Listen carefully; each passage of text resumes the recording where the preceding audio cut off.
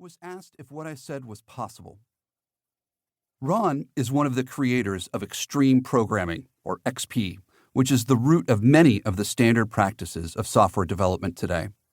If you've heard the terms DevOps, or continuous deployment, or continuous integration, or pair programming, or test-driven development, they all originated in XP.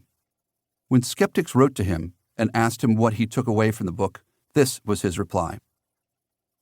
The main thing was this: if you'll actually create a cross-functional team, have them work to deliver working software every sprint, have them show it to all stakeholders, including management, while meeting every day to manage themselves as a team, and reflecting every sprint to truly improve, given a product owner with true authority to decide and to ship, you should get 4 times the value of what you were doing before without even breaking a sweat.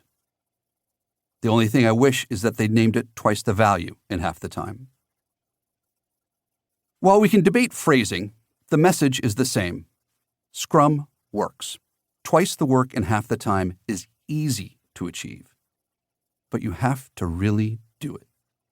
It does take some rigor, but in a very real sense, it is not that complicated. You just have to be serious about it.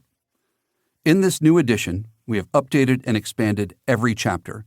We explore artificial intelligence, remote teams in the age of COVID, new research on human performance, the importance of diversity, and the adoption of Scrum in everything from medical devices to agriculture to the military to energy to banking to fashion and a whole host of others. The largest edition is on enterprise agility. This involves applying Scrum to accelerate an entire organization. This has been the largest growth of Scrum in the past 10 years. No longer is Scrum used just by single teams or even single departments. It is used to drive innovation and execution across the whole company. We show you exactly how to do it in your company, step by step. Because it can be done, and often it has to be. In another country, in another place, in another time, I was sitting down with a man who had just made a very, very different decision. The weather was gray, as it often is there, the water as well. The floor-to-ceiling windows from the top floor overlooking the bay framed the gray with blonde wood and golden accents. This organization is legendary, generations old. Its continued relevance in the world has flourished in times of war and peace, revolution and stability. Countries and regimes have come and gone through its watch.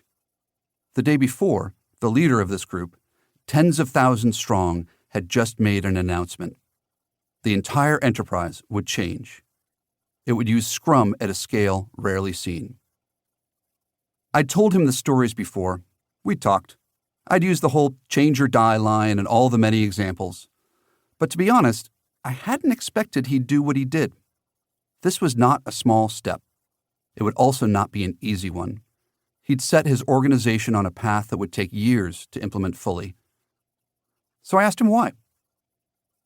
Listen, he said, I don't know if it will work. I don't know if Scrum is the answer we need. I do know that the way we are working now will fail, and it is the best option I have available to deliver the organization we need to be in 2035. He looked at me. He has been a leader of people for more than 40 years in some of the most demanding situations people can be put into. Blue eyes, light brown hair, the demeanor of a leader. I have no choice. The world is moving too fast. Our competitors are evolving too quickly.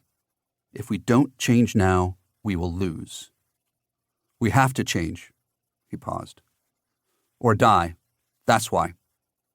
A quick grin ran briefly across his face as he quoted me back to myself. Then his demeanor stilled.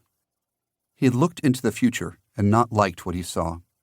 Radical change wasn't on the horizon, it was here. And he had to radically change his organization to live through it. Not just that, though. He doesn't simply want to survive. He wants to win. He gets the flip side of the coin. Scrum isn't just about survival. It's about victory. Chapter 1. The way the world works is broken. The pandemic damn near broke everything. It was only going to be